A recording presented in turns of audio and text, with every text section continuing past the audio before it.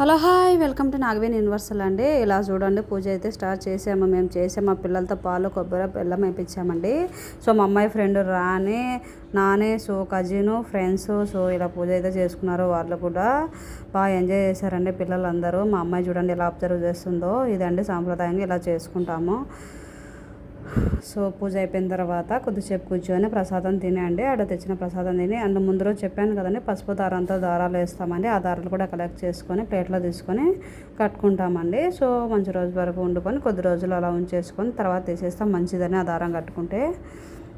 So ఇలా 5 రౌండ్లు తిరిగామండి. So ముందు రోజు మాత్రం ఇలా రౌండ్లు తిరిగేసి అయితే పూజ కంప్లీట్ అవుతుంది.